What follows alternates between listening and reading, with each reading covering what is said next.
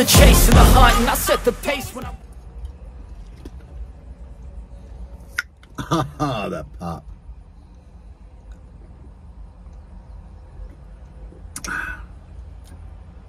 Guys, welcome back to what is sure to be an Emmy-winning show. I mean, we've already got an Oscar, but, you know. I can't remember who sent me the Oscar. Somebody did send me an Oscar, though. It was very nice of them. We're going for an Emmy now. Maybe a Golden Globe. I don't know.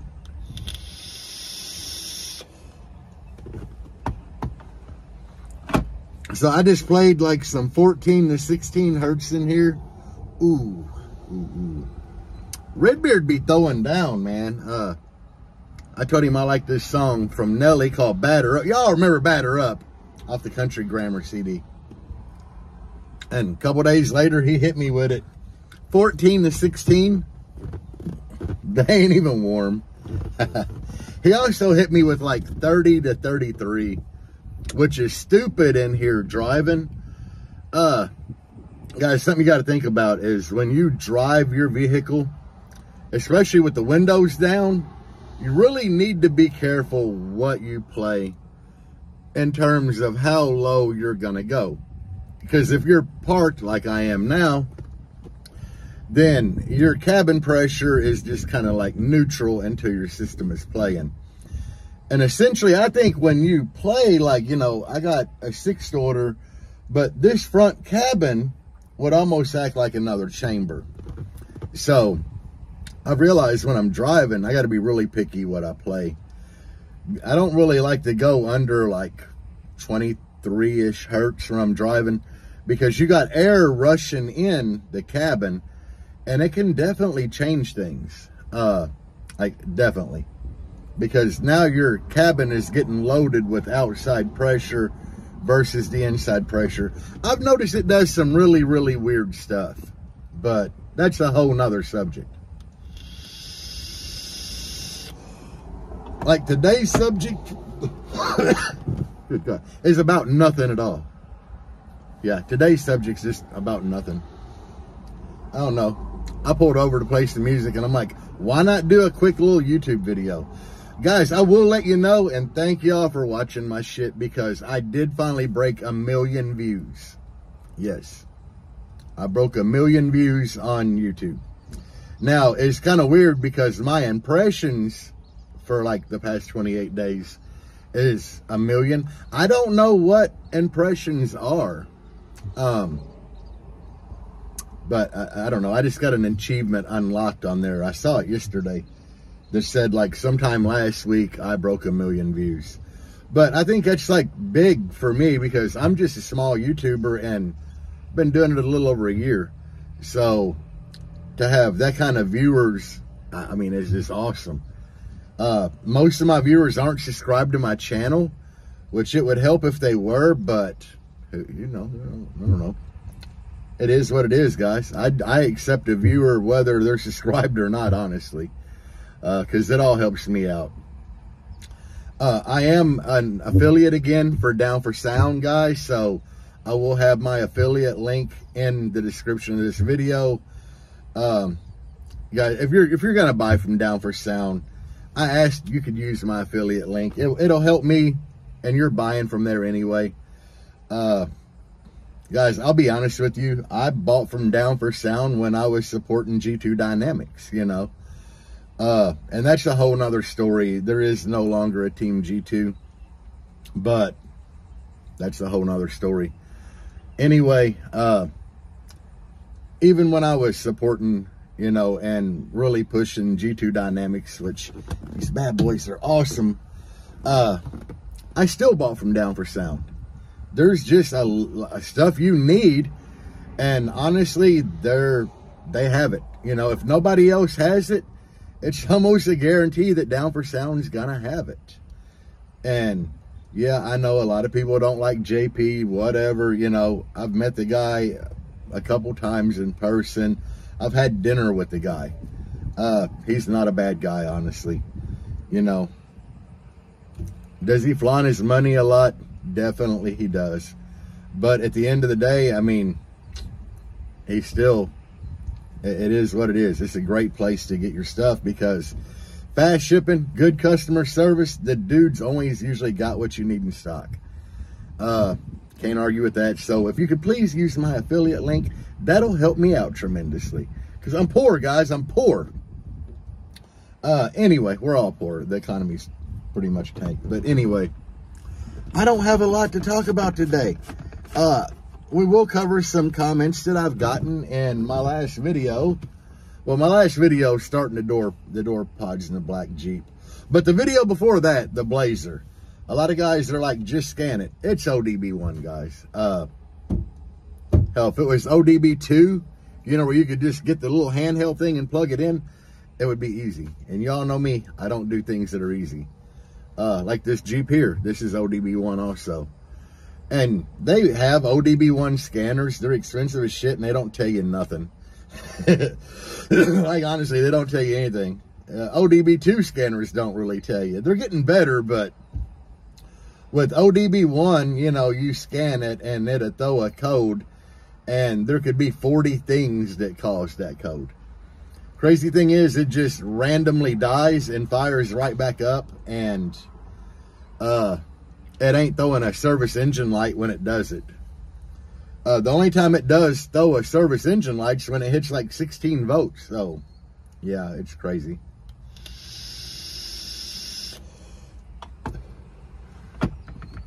So, that's making my life difficult. I did go ahead, I ordered a new fuel pump for it. I don't really want to change the fuel pump in it. I mean, I want to change the fuel pump in it, but I don't want to. I don't want to because of the labor involved. I want to because the gas gauge in it's wrong. The fuel pump it's in there, when we put it in, I literally just bought the pump itself. And I didn't buy a Delphi. I think that's the word. Everybody's like, if you're going to get a fuel pump for it, get a Delphi. They're like, that's the best brand on the market. They're not that expensive, but I just changed the pump only in it.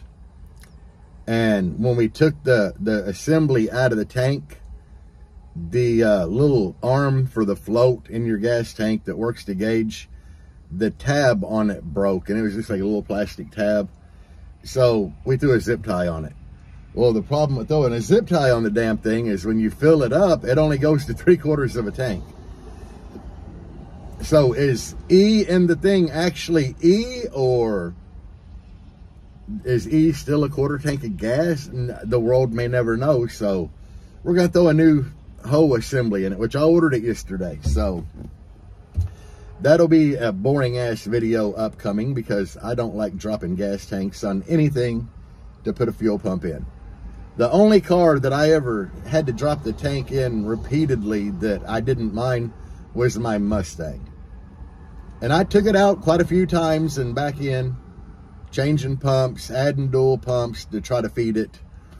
And finally I took it out and welded a sump on the tank, and then I took it back out because it leaked and I had to weld it again, and then I took it back out again.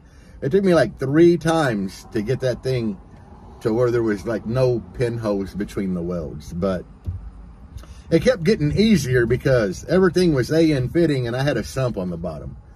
So I could literally put it on jack stand, stick a bucket under it, take the plug off the sump, take the fuel line off the sump, and it would just pour gas into the bucket. Unhook a vent tube, drop the tank down, unplug my sender, and we're done, you know. The Blazer ain't going to be that easy. But I don't know, guys. It's all good.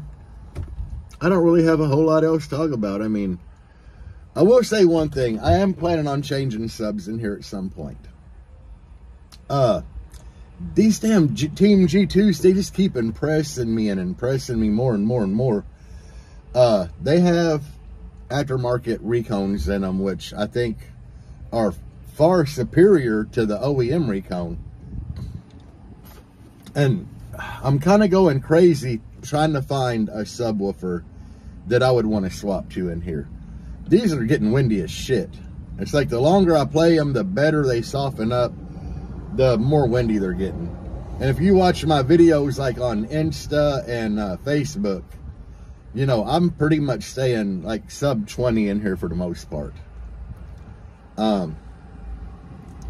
As I did say earlier, the Redbeard track that's like 30 to 33 is stupid in here, because this thing peaks around 34 to 37. I was burping at one time and getting the same number in that range. So you got to think, a song that's 30 to 33 is like so close to my peak, it's stupid. But part of me wanted to go Sundown subs, but the more I think about it, I make videos on here for everybody, but I think the majority of the people that watch it are the DIYers that are on a budget, that want to learn how to build doors and closures and do work to their vehicle themselves. And a lot of the guys that do DIY are on a budget. Some of you guys, you know, probably more of you guys are definitely on a budget than not. And I feel like if I went with a mainstream expensive brand, which I probably can't even afford Sundown, it's gonna, I think it'd just be wrong. I've always, you know, since I've built this Jeep, I had American bases, XFLs in it, really budget sub in the beginning. I went to Prides, which were kind of expensive, but I did get a hookup on them to help push the brand. So, of course, you know, the crackhead that was running Pride didn't make money off of me, but at the same time, I did get a pretty decent deal on the Pride. I went with the Pride because it wasn't mainstream. And then, you know, I went to the G2s. They're, again, not mainstream. Most of the brands I push aren't mainstream. You know, I try to break away from the mainstream. I have McLaren mids and highs, definitely not mainstream.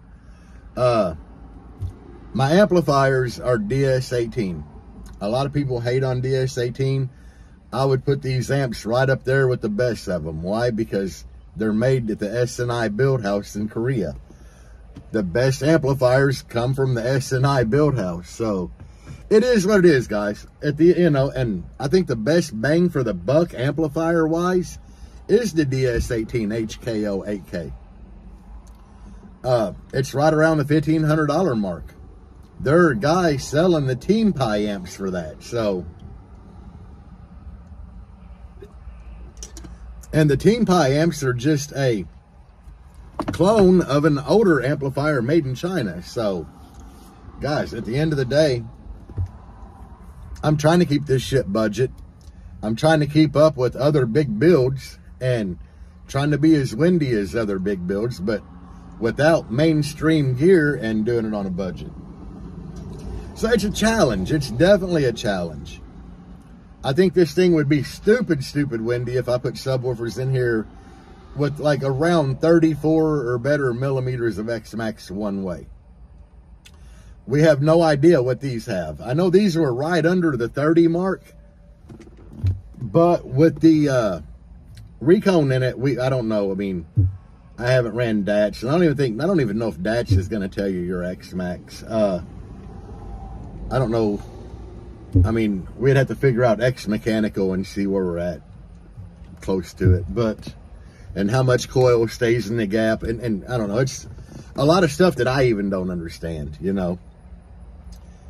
I know that some companies rate X-Max like all the way to where the coil is damn near coming out of the gap, and they'll call that X-Max, and then there are companies that will rate X-Max with the majority of the coil still in the, I don't know, you know.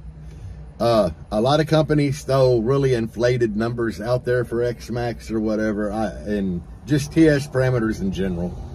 So, I don't know. Until I buy a DATS, which I really would like to buy a DATS because I'd like to throw one of these on there and just get a true reading, you know, of what all the TS parameters are now that they're good and broken in. Anyway, it's Wednesday morning, guys. I didn't go to the gym today. I slept in. I had shit to do. Not at all. Not really. I have other projects going, though, and I do need to get my ass back in the gym. I actually drank like a cream soda yesterday, which is, I don't know. Anyway, I'm taking my ass to work, guys. Thank y'all for watching this shit, man. If you could like the video and subscribe. Now I sound like all the other YouTubers. I'm not going to tell you to turn that notification bell on, though, because I don't really turn the notification on bell. And I'm subscribed to a lot of people. Thank y'all for watching, guys. Peace out. And as always, bass on.